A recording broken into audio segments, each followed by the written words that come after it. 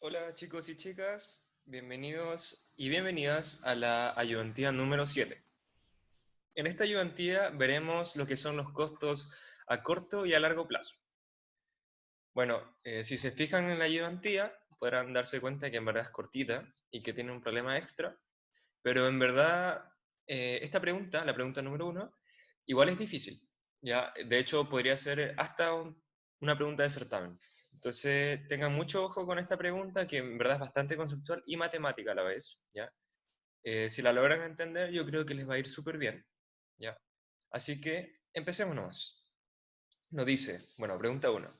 Considere la función de producción Cobb-Douglas, la cual nos da, bueno, la producción es una función que depende de los factores productivos X e Y, tal que tal que Q igual a por X elevado a alfa por Y elevado a beta, y alfa y beta son parámetros no negativos.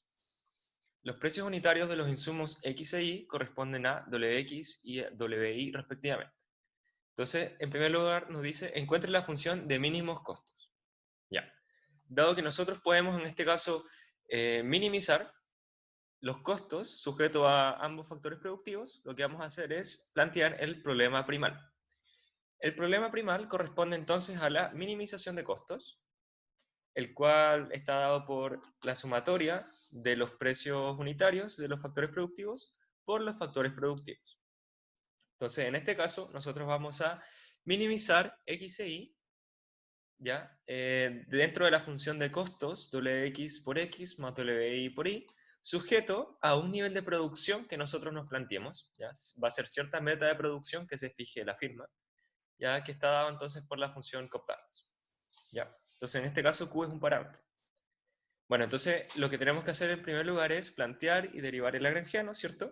El lagrangiano estaría dado por la función Wx más X, o sea, Wx por X más Wi por Y, más un lambda, ¿cierto? Un valor propio por Q menos AX por alfa elevado a alfa y Y elevado a beta, ¿cierto? Este vendría a ser nuestra restricción, el nivel de producción.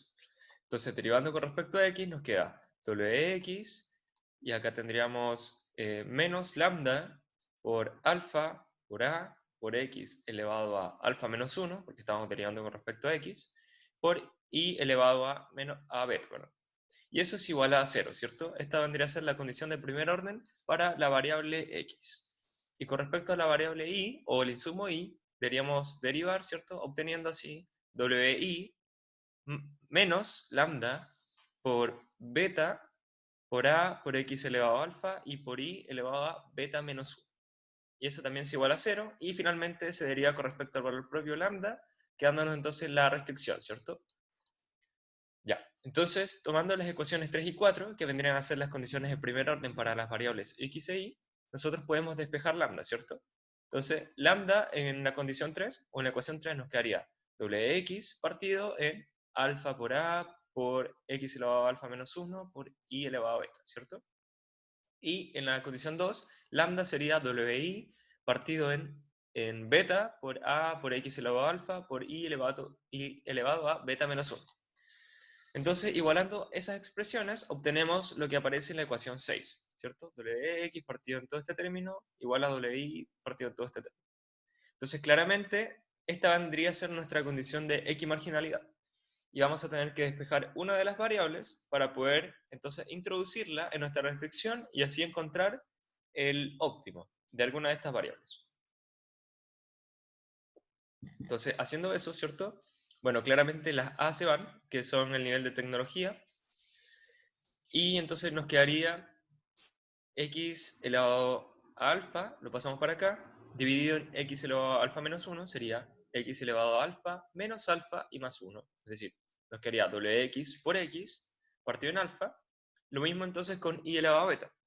Wi por y elevado a beta menos beta más 1. Entonces sería lo mismo que wi por y partido en beta, que era el valor que no pasamos a este lado. Entonces finalmente tenemos esto, Wx por X partido en alfa igual a Wi por Y partido en beta. Y entonces yo voy a despejar en este caso el factor productivo Y. Quedándonos así, beta partido en alfa por Wx partido en Wi y por X. Entonces ahí tendríamos nuestra relación de X marginalidad. Ahora, reemplazando la ecuación 9, es decir, esta relación de X marginalidad en nuestra restricción, o en este caso, en el nivel fijo de producción Q, que era esta de acá, la número 5, o si quieren, esta de acá. Entonces nos quedaría A por X elevado a alfa y por Y elevado a beta. Pero Y elevado a beta vendría a ser esta condición, ¿cierto? Entonces nos quedaría beta por WX partido en alfa por WI elevado a beta y por X elevado a beta. Entonces, claramente podemos multiplicar X elevado a alfa por X elevado a beta, se suman los exponentes, nos queda entonces que Q va a ser igual a A por X elevado a alfa más beta y por esta expresión, ¿cierto? Esta expresión. Despejando entonces X elevado a alfa más beta, nos quedaría Q partido en A, perdón, y por el recíproco de esta expresión, que vendría a ser alfa WI partido beta WX elevado a beta. Entonces, finalmente, elevando a 1 partido en alfa más beta, obtenemos lo que se conoce como demanda condicionada de X. ¿Ya? En este caso vendría a ser la demanda óptima. ¿Por qué se llama condicionada? Porque, bueno, depende del nivel de producción. Vendría a ser como un símil a lo que vimos con las demandas hicksianas, que dependía de un nivel fijo de utilidad. Pero en este caso, la utilidad o la demanda hicksiana está asociada al problema dual. En este caso, la demanda condicionada está asociada al problema primal. Tienen que tener mucho ojo con eso. Y el problema primal entonces era la minimización de costos sujeto al nivel de producción. Entonces, la demanda condicionada, que ya sabemos que es un óptimo, corresponde a esta expresión. ¿Okay? Les recomiendo entonces que vayan viendo muy bien todos los cálculos que vamos haciendo, vayan haciéndolo ustedes con detenimiento, porque en verdad el análisis matemático es nivel intermedio e incluso difícil para el bono. Ok, bueno, y basta decir que es muy fácil equivocarse con tantos parámetros, tantas expresiones, ¿cierto? Así que tengan mucho ojo con eso. Bueno, entonces ahora esta demanda condicionada nosotros podemos reemplazarla tanto en el nivel de producción, ¿cierto? En nuestra restricción, está acá, como en la ecuación de X marginalidad. En mi caso yo la reemplacé en la condición de X marginalidad, pero deberíamos encontrar la misma solución, independiente de qué ecuación ustedes utilicen. Entonces, reemplazando, nos quedaría beta por WX partido en alfa por WI y por el X condicionado. Y el X condicionado vendría a ser toda esta expresión, ¿cierto? Que está acá. Ok, si se dan cuenta, beta por WX partido en beta por WX elevado a beta más alfa más beta es lo mismo que beta por WX elevado a 1 menos beta partido en alfa más beta. Que es lo mismo entonces que, bueno, los exponentes serían alfa más beta partido en alfa más beta, que ese es el 1, menos beta partido en alfa más beta. Que nos quedaría entonces alfa más beta menos beta partido en alfa más beta. ¿Ya? Y de esta manera obtendríamos que nos quedaría la expresión beta por WX elevado a alfa partido en alfa más beta. De igual forma, entonces, para alfa por WI elevado a beta partido en alfa más beta, dividido en alfa por WI elevado a 1, que es lo mismo que, entonces, alfa por WI elevado a beta más alfa más beta menos 1, que es lo mismo que beta partido en alfa más beta menos alfa más beta partido en alfa más beta, que es lo mismo que beta menos alfa menos beta partido en alfa más beta. Y eso nos queda menos alfa partido en alfa más beta. Entonces, de esta multiplicación, nosotros vamos a obtener beta por WX elevado a alfa partido en alfa más beta, dividido en alfa por WI elevado a alfa partido en alfa más beta. Entonces, eso es lo que obtenemos entonces en esta expresión de acá. Y finalmente esto lo vamos a dejar de igual manera, ¿ya? Pero de todas formas, si ustedes lo dejan así, igual está correcto, ¿ya? Y entonces este caso o este caso corresponden a la demanda condicionada del factor productivo I. ¿Ya? Si se dan cuenta, también depende del nivel de producción que nosotros fijemos, o que la firma se fije como meta. Ok, entonces, una vez que ya tenemos los óptimos, ¿cierto? De las demandas condicionadas, nosotros podemos reemplazar estas demandas en nuestra expresión o nuestra estructura de costos para obtener entonces así la función de mínimos costos, que dependería entonces del nivel de producción. Entonces, reemplazando Wx por X condicionado, que vendría a ser toda esta expresión de acá, si se dan cuenta, viene a ser todo esto de acá, más Wi por I, pero el I condicionado, que vendría a ser toda esta expresión de acá, Entonces tenemos toda esta expresión. Si se dan cuenta, podríamos factorizar por q partido en alfa elevado a 1 partido en alfa más beta. Entonces nos quedaría wx por toda esta expresión, más wi por toda esta expresión, y todo eso por q partido en alfa elevado a 1 partido en alfa más beta. Ok.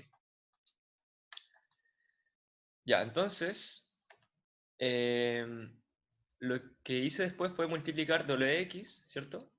Por este wx que está acá. Entonces nos quedaría 1 menos beta partido en alfa más beta, ¿cierto? Este wx, que es lo mismo que alfa más beta menos beta partido en alfa más beta, que es lo mismo que, entonces, alfa partido en alfa más beta. Si se dan cuenta, vendría a ser esta expresión de acá. El wi viene a ser beta partido en alfa más beta, ¿cierto? Esta expresión se mantiene. Ahí tenemos estos dos términos. Y tenemos entonces un alfa partido en beta elevado a beta partido en alfa más beta. Ok. Por otro lado, entonces tenemos acá que si multiplicamos wi elevado a 1 menos alfa partido en alfa más beta, dado que esto se está dividiendo, ¿cierto? Nos quedaría wi elevado a alfa más beta partido en alfa más beta menos alfa partido en alfa más beta, que es lo mismo que entonces beta partido en alfa más beta. Entonces acá está la expresión de wi. Y wx se mantiene igual, wx elevado a alfa partido en alfa más beta. Y tenemos entonces esta expresión de beta partido en alfa elevado a alfa partido en alfa más beta. Nótese que hay una diferencia sutil entre esta expresión y esta expresión, ¿cierto? O sea, tendremos un recíproco y obviamente está expresado o elevado a un exponente distinto.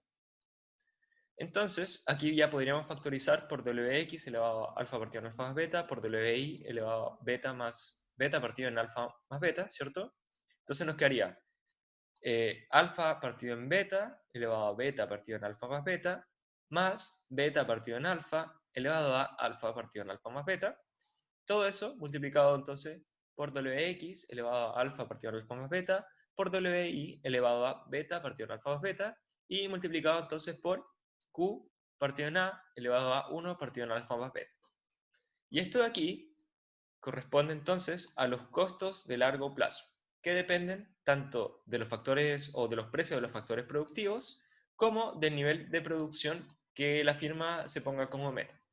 ¿Ya? Entonces, mucho ojo con todas las ecuaciones matemáticas que hicimos, todos los desarrollos que hicimos, y también, bueno, en este caso podrían dejarla así, ya, pero claramente la expresión se comprime mucho más si hacemos este arreglo, ya, pero aún así estaría bueno. Ok, entonces ahí tendríamos los costos de largo plazo. ¿Por qué son los costos de largo plazo? Porque en el largo plazo nosotros vamos a poder variar todos nuestros factores productivos, ¿ya? Sujeto entonces, o sea, con el objetivo de minimizar los costos, sujeto al nivel de producción. Ok, ese vendría a ser la A, encuentra la función de mínimos costos. Ahora dice que, suponga que una firma desea participar de cierto mercado con esta función de producción. Es decir, vamos a participar con esta función Cobb-Douglas.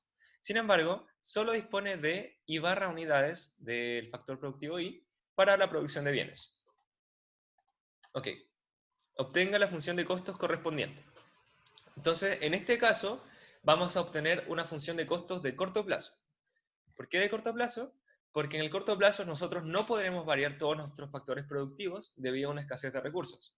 Por ejemplo, si estoy en el corto plazo como una firma que recién entra al mercado, no voy a poder comprar la cantidad de maquinaria o la cantidad de terrenos que quizás yo necesite en el largo plazo. Entonces vamos a tener que operar con una cantidad fija que no voy a poder modificar. Pero claramente nosotros sí podemos modificar otras variables, como por ejemplo el número de trabajadores, no sé, el número de maquinaria de tipo más pequeño, qué sé yo. Entonces lo que vamos a hacer es fijar al menos una de nuestros factores productivos para poder así obtener una función de corto plazo. Entonces, como tenemos solo dos factores productivos que dependen o que me dan mi función de producción, lo que nosotros vamos a hacer en este caso va a ser fijar las I unidades, ¿ya? De manera que ahora el problema primal corresponde a minimizar solo en función del factor productivo que está variando, que es X, ¿cierto? Que vendría a ser los costos de Wx por X más Wi por Y. Entonces, nótese que ahora Y es un parámetro más. Es una cantidad que nosotros no podremos variar. Y por lo tanto, solo podremos minimizar los costos sujetos a X. ¿Ok?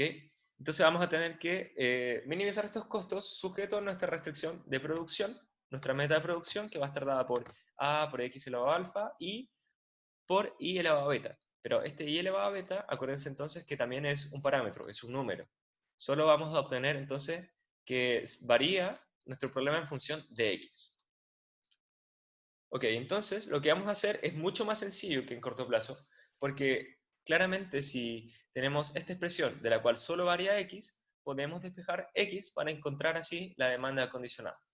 Entonces, tomando la restricción, dado que A y son, bueno, y Q también son parámetros, podemos despejar X elevado a alfa, lo que nos quedaría Y elevado a menos beta por Q partido en A, y eso vendría a ser X elevado a alfa, ¿cierto? Y ahora, elevando a 1 partido en alfa, obtenemos que X es igual a Y elevado a menos beta partido en alfa, y por Q partido en A elevado a 1 partido en alfa. Entonces, ese X corresponde a la demanda condicionada del factor productivo X en el corto plazo. Nótese que esto fue mucho más fácil que plantear el lagrangiano y todo, porque ahora solo estamos derivando con respecto a una variable. Ok, entonces lo que tenemos que hacer ahora es reemplazar esta demanda condicionada en nuestra función de costos, dado que solo dependemos de X. Y finalmente obtendríamos entonces Wx por la demanda condicionada de X más Wi por Y. Entonces Wx por Y elevado a menos beta partido en alfa, por Q partido en A elevado a 1 partido en alfa, y más Wi por Y. Entonces, la ecuación 22 corresponde a la función de costos de corto plazo de esta firma, dado la función de producción Cobb-Douglas. Nótese entonces que claramente también depende del nivel de producción estos costos, pero se puede dividir en el corto plazo en costos que son variables, es decir, que sí dependen de mi nivel de producción, y en costos fijos, que no van a depender de mi nivel de producción.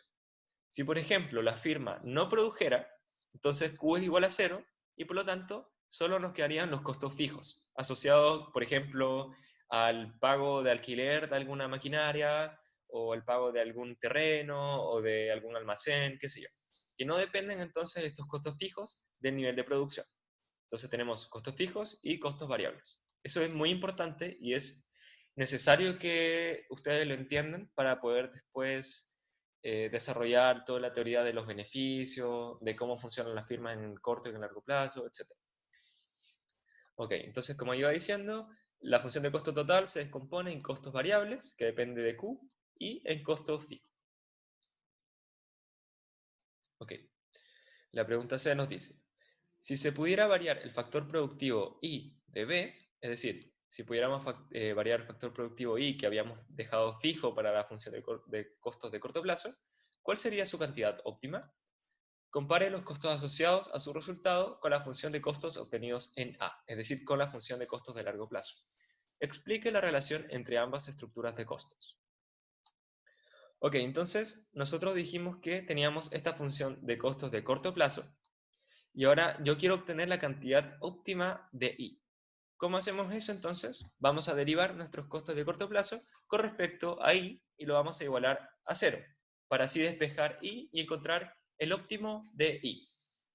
Entonces, derivando con respecto a I, nos quedaría menos beta partido en alfa por Wx por I elevado a menos beta partido en alfa menos 1, es decir, menos beta partido en alfa menos alfa partido en alfa, es decir, menos alfa más beta partido en alfa, ok, por Q partido en A elevado a 1 más alfa, y en este caso más Wi, porque estamos derivando con respecto a I. Entonces ahora lo que tenemos que hacer es despejar, ¿cierto? Vamos a obtener entonces que Wi va a ser igual a beta partido en alfa por Wx por I elevado a menos alfa más beta partido en alfa por Q partido en A elevado a 1 más dividido en alfa, perdón. Y ahora entonces lo que vamos a hacer es despejar I elevado a menos alfa más beta partido en alfa, quedándonos así alfa partido en beta por Wi partido en Wx por Q partido en A y elevado a menos 1 partido en alfa, ¿cierto? Porque estamos pasando al otro lado. Entonces ahora elevando a menos alfa partido en alfa más beta, nos quedaría entonces alfa WI partido en beta WX elevado a menos alfa partido en alfa más beta, que es lo mismo que el recíproco, es decir, beta WX partido en alfa WI por alfa, elevado a alfa partido en alfa más beta, y acá sería Q dividido en A menos elevado a menos 1 partido en alfa por menos alfa partido en alfa más beta, quedándonos así 1 partido en alfa más beta. Entonces, este vendría a ser la producción óptima que deberíamos esperar en el corto plazo. ¿Ya? O sea, si es que pudiéramos variarlo claramente. Nótese que si nosotros vamos a nuestra función de costos o mi demanda condicionada de largo plazo, vamos a obtener esta expresión, ¿cierto? La que obtuvimos en el largo plazo, al poder variar i, que viene a ser beta w de x partido en alfa w de y, alfa elevado a alfa partido en alfa más beta, por q partido en a elevado a 1 partido en alfa más beta, que viene a ser exactamente idéntica o igual a nuestra función óptima, entonces, de corto plazo. Entonces, ¿cómo se explica esto? Bueno, esto se explica porque las funciones de costos de corto plazo y de largo plazo están relacionadas. Ok, entonces, antes de seguir, bueno, si nosotros reemplazáramos esta ecuación, ¿cierto? Esta demanda óptima en nuestra función de costos de corto plazo, vamos a obtener la siguiente expresión. Bueno, Wx por, entonces ahora este i elevado a menos beta partido en alfa, quedándonos menos beta partido en alfa más beta, por q partido en a elevado a, o sea, por menos beta partido en alfa, alfa más beta, ¿cierto? Nos quedaría toda esta expresión de acá. Ok. Por q partido en a elevado a 1 partido en alfa, ¿cierto? Más wi por este i óptimo. Beta, bueno, esta misma expresión, ¿cierto? Entonces, factorizando, por ejemplo, tendríamos ya esto mismo. Si tomamos estos q partido en a, nos quedaría 1 partido en alfa más beta, ¿cierto? Es decir, por ejemplo, amplificando acá por alfa más beta y alfa más beta, nos quedaría alfa más beta menos beta, que nos quedaría alfa, ¿cierto? Alfa partido en alfa por alfa más beta, quedándonos así entonces 1 partido en alfa más beta, ok, más entonces wi por toda esta expresión de acá. Entonces, si se nota, esta función de costos óptima de corto plazo, dado que tenemos una cantidad óptima de i, que podríamos variar ahora en el corto plazo, nos queda exactamente igual a nuestra función de costos de largo plazo. Entonces, si notamos nuestra función de costos de largo plazo, viene a ser exactamente lo mismo, ¿cierto? No sé si se puede notar. Quizás se nota más comparando la ecuación 28 con la ecuación 16. Vamos a obtener exactamente el mismo resultado. Así que, ¿qué estamos diciendo? Estamos diciendo que la función de costos de largo plazo corresponde a una envolvente de la curva de costos de corto plazo. Entonces, si por ejemplo nosotros tenemos una curva de costos de largo plazo, ¿cierto? Esta curva va a envolver a todas las curvas de costo de corto plazo que dependan entonces de un cierto nivel de producción fijo dado por alguna variable fija, ¿cierto? Entonces, si nosotros tenemos, por ejemplo, las isocuantas x1, x2, ¿cierto? Bueno, o sea, los factores productivos y las isocuantas q1, q2, q3, ya en el largo plazo nosotros deberíamos esperar que, ¿cierto? Nosotros tenemos una isocosta o isocosto C1, isocosto C2, isocosto C3. Esto vendría a ser en el largo plazo al poder variar entonces ambos factores. Si nosotros fijáramos la cantidad x2, en nuestro caso fijáramos la cantidad y, ¿cierto? En el corto plazo, vamos a notar que nosotros vamos a tener, por ejemplo, para la función de producción Q1, o para la isocuanta Q1, nosotros vamos a tener esta expresión. Vamos a tener este punto. O sea, en este punto, nosotros estaríamos optimizando x1, ¿ok? Sujeto entonces a x2. Y si se puede notar, este costo vendría a ser, vendría a ser el costo 1, pero de corto plazo, viene a ser mayor que el costo 1 en el largo plazo. De igual manera, ¿cierto? Si nosotros fijáramos en Q2, bueno, en Q2, como estamos teniendo la cantidad óptima, fijamos la cantidad óptima de X2 en el largo plazo, claramente obtendríamos la misma función de costos tanto en el corto como en el largo plazo. ¿Ya? Y finalmente, si nosotros fijáramos en Q3, nosotros, bueno, claramente si empleamos esto de acá, deberíamos obtener una ecuación de este tipo, más o menos. Como así. De tal manera que fije en acá. O sea, que esta ecuación llega hasta acá, hasta acá, hasta acá, y que lo fije en x2. Y claramente, aún así nos va a dar que los costos de corto plazo van a ser mayores. Entonces, en resumen, los costos de corto plazo siempre van a ser mayores o iguales que los costos de largo plazo. ¿Cuándo van a ser iguales? Cuando nuestra cantidad que hayamos fijado, ¿cierto? Que no podemos variar, sea la óptima. Entonces, por ejemplo, en este caso, la función de costos de corto plazo de 1 va a ser idéntica a la función de costos de largo plazo cuando estamos obteniendo, bueno, variando los XY, ¿cierto? Y además, la función o el factor productivo que nosotros hayamos dejado fijo corresponde necesariamente al óptimo de largo plazo. Ok, y con los costos medios, analizando los de largo plazo y los de corto plazo, vamos a obtener entonces este tipo de curva, ok, y vamos a envolver también a las curvas de costo medio de corto plazo, ok, entonces donde si nosotros fijáramos la cantidad óptima, por ejemplo, de x2, nosotros vamos a tener entonces un mínimo que corresponde también, tanto en el corto plazo como en el largo plazo, al mismo valor. Entonces, en resumen, es eso. Si nosotros fijamos entonces nuestra cantidad óptima y en el corto plazo, obtendríamos necesariamente la función de costos de largo plazo. ¿Por qué? Porque los costos de largo plazo actúan como una envolvente de los costos de corto plazo. Okay. Yo creo que tienen que darle un poco un repaso breve a los conceptos, a la matemática, todo esto, porque igual es complicado este ejercicio, ¿ya? Y es ejercicio tipo certamen, así que si lo logran entender, bacán. Ok, entonces ya hicimos la A, la B y la C. Ahora, suponga que alfa más beta igual a 1. En base a esta condición, determine los costos marginales y medios de la curva obtenida en B, es decir, de la curva de costos de corto plazo. Analice sus comportamientos para alfa igual a 1, alfa igual a 2 y alfa igual a 1 medio. Describa cuándo existen economías de escala.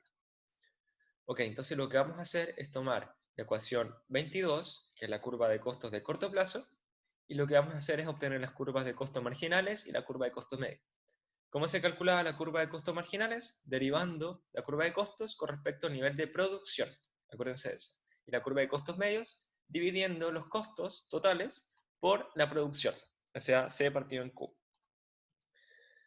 Ok, entonces haciendo eso, nosotros obtendríamos que los costos marginales, si lo podemos hacer como en la mente, sería 1 partido en alfa, ¿cierto? Por Wx. Bueno, vamos a dejar este factor afuera. 1 partido en alfa por a elevado a menos 1 partido en alfa, ¿cierto? Por Wx, por i elevado a menos beta partido en alfa. Ahí no cambia nada. Y ahora, como estamos derivando, por q elevado a 1 partido en alfa menos 1, que es lo mismo que 1 partido en alfa menos alfa partido en alfa, que es lo mismo que 1 menos alfa partido en alfa, y más w, bueno, en este caso esta expresión nos da 0, ¿cierto? Al derivar con respecto a q. Entonces solo tendríamos esto acá.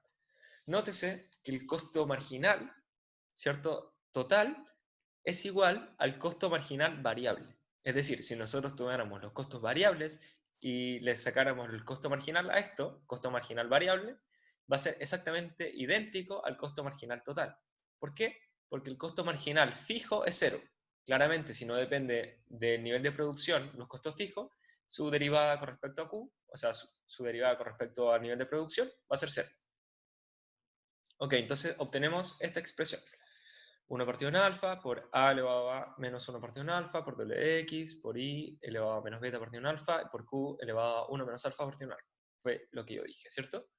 Y, bueno, en este caso para obtener los costos medios de corto plazo, tendríamos que dividir con respecto al nivel de producción q, quedándonos entonces a por menos 1 partido en alfa, ¿cierto? Lo voy a pasar por acá, por wx por i elevado a menos beta partido en alfa, por q partido en 1 partido en alfa menos 1, porque estamos dividiendo con respecto a q. Y ahora sí, como no estamos derivando, solo dividiendo, más wi por i partido en q. Entonces, ojo con eso. Bueno, y lo otro es que, como habíamos dicho, q elevado a 1 partido en alfa menos 1 es lo mismo que 1 menos alfa partido en alfa. Entonces, así obtenemos nuestra curva de costos medios de corto plazo, que vendría a ser esta ecuación de acá. Esta de acá, perdón. Ok, entonces, si volvemos a nuestra pregunta, nos dice que tenemos que suponer que alfa más beta va a ser igual a 1. Entonces, si se dan cuenta, la curva de costos marginales, la curva de costos medios y la curva de costos totales depende tanto de alfa como de beta. Entonces, lo que yo voy a hacer es despejar beta como 1 menos alfa. Okay, dejen encontrarlo un poco. Aquí está. Vamos a despejar beta como 1 menos alfa, porque alfa más beta igual a 1, ¿cierto? Entonces nos quedaría 1 partido en alfa, los costos marginales, por a elevado a menos 1 partido en alfa, por wx, por i elevado a menos 1 menos alfa partido en alfa, y por q elevado a 1 menos alfa partido en alfa. Ok, vamos a obtener esta expresión de acá. Bueno, en este caso, menos 1 menos alfa es lo mismo que alfa menos 1, ¿ya? Por eso lo dejé así. Y los costos medios serían a elevado a menos 1 partido en alfa, por wx, por i elevado a menos 1 menos alfa, que es lo mismo que alfa menos 1 partido en alfa, por q elevado a, a 1 menos alfa partido en alfa, más wi por i partido en q. Entonces, nótese que son muy parecidas las funciones de costos marginales y de costos medios, ¿cierto? Bueno, a diferencia de esta parte que corresponde a los costos medios fijos, ¿ya? Porque depende de los costos fijos y dividido por Q serían nuestros costos medios fijos. Entonces ahora tenemos que analizar qué pasa para alfa igual a 1, para alfa igual a 2 y para alfa igual a 1 medio. Ya, para alfa igual a 1, esto nos quedaría 1 por a elevado a menos 1 por wx por 0 y, bueno, perdón, por i elevado a 0 y por q elevado a 0. Es decir, nos queda solo esta expresión, wx partido en a. Esto vendría a ser los costos marginales. Entonces, nótese que como son parámetros wx y a, no dependen de q, entonces los costos marginales para alfa igual a 1 son constantes. Por otro lado, los costos medios vienen a ser exactamente lo mismo, a elevado a menos 1 por wx y por i elevado a 0 por q elevado a 0, que viene a ser 1, ¿cierto? Nos quedaría wx partido en a más wi por i partido en q. ¿Okay? Esta parte no depende de alfa.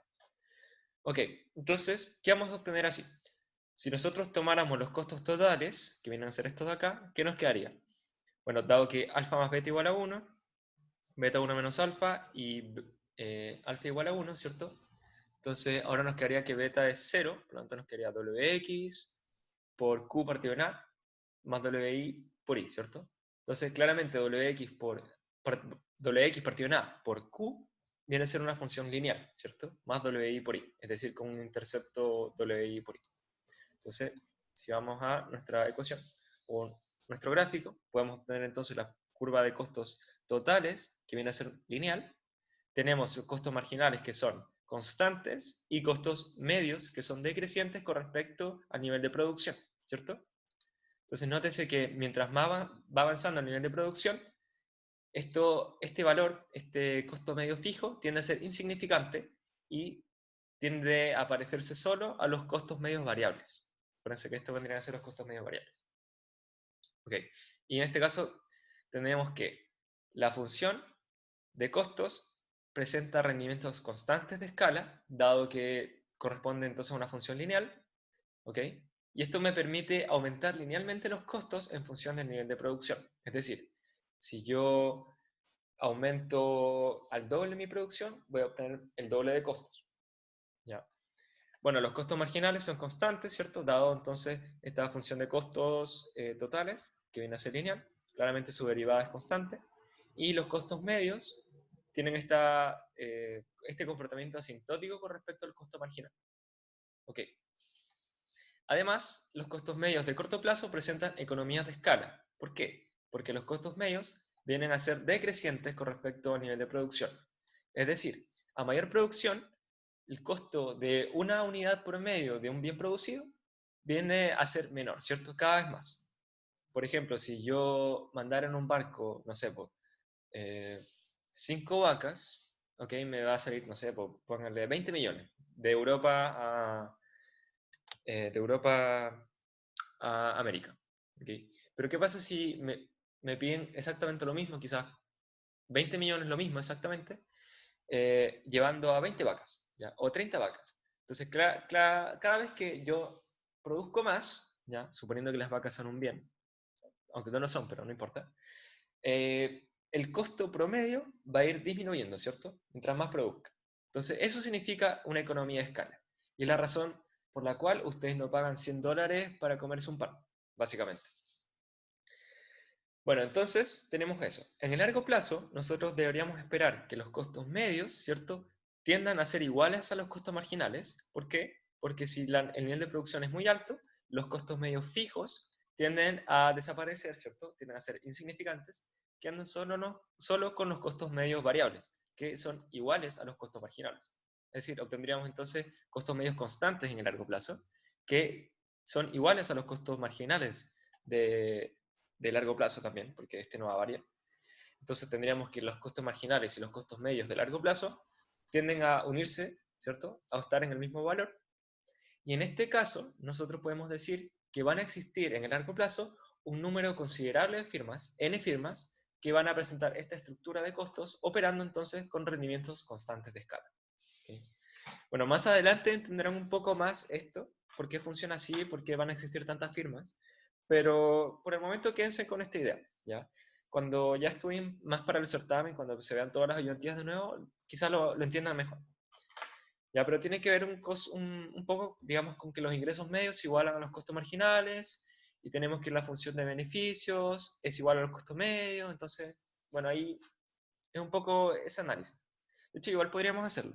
Por ejemplo, así como un spoiler, los beneficios dijimos que son P por Q, los ingresos, menos los costos, ¿cierto? C de Q. Si nosotros dividiéramos con respecto a Q, podríamos decir beneficios medios por alguna razón, igual a P, ¿cierto? Dado que P es un exógeno, menos costos medios. Entonces, los beneficios, multiplicando otra vez, sería P menos costos medios por Q.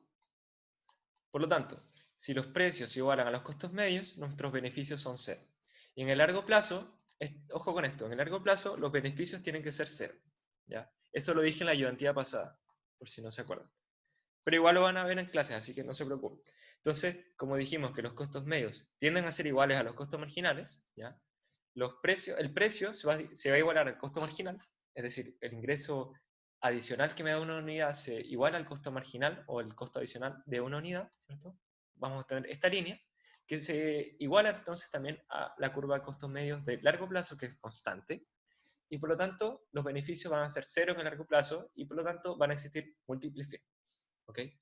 Más adelante esto se analizará con más detalle, así que por el momento solo entiendan que con rendimientos constantes de escala en una función que optarlas van a existir muchas firmas en el largo plazo. En el corto plazo vamos a obtener economías de escala, ¿cierto? Dado por la función de costos medios decreciente, y tenemos costos marginales constantes. En el largo plazo los costos medios también tendrían a ser constantes e iguales a los costos marginales, dado que los costos medios fijos tienden a ser insignificantes en el largo plazo, dado un nivel de producción muy alto. Ok, analicemos un poco más rápido qué pasa con alfa igual a 2. Entonces, con alfa igual a 2, bueno, los costos totales vendrían a ser, bueno, eh, ya, esto era 1 menos alfa, alfa tendría que ser 2, ¿cierto? 1 menos 2 menos 1, por este de acá nos queda 1, 1 partido en 2, es decir, un medio, o sea, tenemos raíz de esto, acá tenemos también raíz de todo esto, y tenemos más WI por I. Entonces deberíamos esperar una función de costo más o menos como una raíz, ¿ya? Y de hecho eso es lo que pasa. ¿Okay? Y los costos marginales, al reemplazar con alfa igual a 2, los costos marginales nos quedaría un medio por alfa elevado a menos un medio, por Wx, por I elevado a un medio, por Q elevado a menos un medio. Entonces vamos a obtener la siguiente función de costos marginales. Vamos a tener una función de costos marginales decrecientes, y los costos medios también van a ser decrecientes, porque tendríamos a elevado a menos un medio, es decir, 1 partido en raíz de a, por wx, por i elevado a un medio, por q elevado a menos un medio, y más wi por i partido en q. Entonces tendríamos esto acá. Y ahora, nótese que esto aquí es muy parecido a esta parte de acá, ¿ya? Sin embargo, los costos marginales ya de por sí, solo con esta expresión de acá, sin considerar esto acá, ya de por sí esto es mayor que esto de acá, porque esta tiene un medio. Y ahora, si más encima consideramos los costos medios fijos, nos va a dar que en total los costos medios siempre van a ser mayores que los costos marginales. Entonces podemos obtener esta función de acá. Ok, entonces ahí está el comportamiento. En primer lugar, como tenemos esta función raíz, ¿cierto? Vamos a tener una curva de costos totales con rendimientos crecientes de escala. ¿Por qué crecientes? Porque a medida que yo produzco más, mis costos van a aumentar. Sí, es cierto, pero aumentan a una menor tasa. ¿Ya? ¿Por qué? Porque la producción aumenta a una mayor tasa. Acuérdense de eso. Entonces, al tener funciones con rendimientos constantes de escala, bueno, los costos, la producción se comporta así, los costos también se comportan así. Si nosotros tuviéramos una función creciente de escala, la producción se comporta así y los costos se comportan de manera inversa, se comportan así. Aumentan a una menor tasa y la producción aumenta a una mayor tasa, digamos que la de constante. ¿Ya? Entonces, volviendo, ya tenemos esto, funciones de rendimientos crecientes de escala. Bueno, en primer lugar, nótese que la curva de costos medios va a presentar, bueno, nunca va a ser asintótica a los costos marginales, siempre va a ser mayor. Los costos medios entonces va a presentar economía de escala, dado que tiene una curva de costos medios decreciente esta firma, ¿ok? Tanto en el corto como en el largo plazo, ¿ya? Como el costo marginal cada vez es menor y el costo medio también cada vez es menor, nosotros deberíamos esperar que solo una firma logre acaparar todo este mercado en el largo plazo, ¿ya? Como un agente único, es decir, va a existir una especie de monopolio, ¿ya? Y esto se debe a que los costos medios marginales decrecientes van a actuar como una barrera de entrada para otras firmas. Es decir, como tiene tal nivel de producción en el largo plazo y los costos son tan insignificantes para esta firma en comparación con las otras firmas que quieren competir o que quieren entrar al mercado, las otras firmas no les va a salir rentable, para nada. Esta firma va a obtener muchos beneficios, ¿ya? Y por lo tanto se va a mantener sola si es que el Estado o el gobierno no interviene. Básicamente es eso, ¿ya? No le vamos a dar mucho análisis a esto de monopolio, pero tienen que entender eso. Con una función de rendimientos crecientes de escala es muy bueno para una firma y va a dar que solo una firma va a tener que operar en el largo plazo, a diferencia entonces de este caso de funciones constantes que operan n firmas. Y bueno, y finalmente con alfa igual a un medio, obtenemos entonces, bueno, la curva de costos totales, que viene a ser la que estaba por 22, la ecuación 22. Con menos un medio nos quedaría 1 menos un medio partido en un medio, 1, ¿ok? Acá nos quedaría q al cuadrado, ¿cierto? Entonces teníamos que esperar una expresión cuadrática. Entonces si vamos a la curva de costos con alfa igual a un medio, nos da una expresión cuadrática, ¿ok? La curva de costos marginales nos quedaría de esta forma, ¿sí? Nótese que aquí no nos va a quedar lineal. Y los costos medios también nos va a quedar, bueno, en este caso tenemos una forma lineal, pero tenemos esta forma que es medio asintótica, ¿cierto? Entonces también debería expresar una función de tipo cuadrático. Ok, entonces tenemos esto. La curva de costos totales ahora va a presentar rendimientos decrecientes de escala, es decir, la producción se va a comportar de esta forma y por lo tanto los costos se van a comportar de esta forma. O sea, podríamos decir que a medida que aumenta la producción, los costos no aumentan de manera lineal, sino que van a ser mucho mayores que los costos de manera lineal, ¿cierto? O sea, va a ser, cada vez que yo produzca, los costos van a aumentar y aumentar y aumentar, ¿ya? Y por lo tanto, deberíamos esperar que no sea rentable en el largo plazo. Ya, pero siguiendo. Si nosotros tenemos una curva de costos totales que es creciente, claramente su costo marginal tiene que ser una pendiente positiva, ¿cierto? En este caso con un, bueno, aquí en este caso debería partir de cero ya, por si acaso. Y los costos medios tienen una función cuadrática. Ya. En el largo plazo, como yo les dije, no va a ser rentable dado que la curva de costos totales va a tener que aumentar con respecto al tiempo y la producción no va a aumentar de igual manera. Entonces, para alfa igual a un medio, en el largo plazo no deberían sobrevivir ningún tipo de firmas, ¿ya? Dado que es muy costoso mantener esta estructura. Y bueno, chicos y chicas, esa sería la ayudantía 7. Si se dan cuenta, no era tan larga, pero es muy densa en el sentido de que tiene mucho análisis matemático, mucho análisis conceptual y todo. Bueno, con respecto a los gráficos, solo nos pedían, por si acaso, describir cuándo existen las economías de escala y analizar los comportamientos, cuándo es creciente, cuándo es decreciente. Todo esto de que las firmas operen en el corto, en el largo plazo, de que no operen, de que exista una única firma, perdón, viene a estar dado más adelante. Esto lo van a explicar más adelante cuando ustedes ya vean beneficios, precios de mercado y todo eso. Por el momento, solo analicen las curvas según lo que le piden, ¿cierto? Cuando hay economías de escala, en este caso no hay economías de escala para alfa igual a los medios, es decir, para rendimientos decrecientes, pero para rendimientos constantes y crecientes sí va a presentar. Para constantes solo en el corto plazo, para crecientes en el largo y en el corto plazo, ¿cierto? cómo funcionan, digamos, cómo se comportan las curvas de corto plazo, las de largo plazo, etc. Entonces, ese es el análisis que les pedí. Así que eso, ¿ya? Bueno, los y las invito a que puedan desarrollar esta ayudantía por su cuenta y cualquier duda me mandan su duda al correo. Bueno, y tenemos entonces una pregunta extra, ya por si ustedes quieren ejercitar un poco más esto de lo de costos, que nos dice, considera un mercado en el cual participan dos tipos de firmas, las de tipo A y las de tipo B, con las siguientes funciones de producción. Entonces, QDA viene a ser una función entonces parecida a la de complementos perfectos, ¿cierto? El mínimo entre alfa x1 y beta x2, acuérdense que en el vértice es el óptimo, y QDB, que viene a estar dada por una función de producción lineal, ¿okay? Que es como el símil a sustitutos perfectos. Entonces nos dicen que ambos tipos de firma buscan la misma meta de producción Q, es decir, vamos a igualar Q de A y Q de B por Q, ¿cierto? La misma meta de producción, y obtienen sus insumos X1 y X2 a un precio de W1 y W2 respectivamente. Es decir, van a obtener sus productos, sus insumos, al mismo precio unitario. Entonces, la A nos dice, determine los costos de corto plazo de cada tipo de firma, es decir, vamos a tener que fijar alguna de las variables, y en el largo plazo, ¿qué tipo de firma sobrevivirá? Entonces aquí tienen que hacer el análisis según qué tipo de firma es más eficiente con respecto a sus costos. Así que los y las invito a que puedan desarrollar esta pregunta extra para que así les vaya muy bien en el certamen, tanto matemática como conceptual. Así que eso fue la ayudantía 7. Así que eso. Bueno, gracias por escuchar esto. Cualquier duda entonces al correo. Nos vemos. Chau.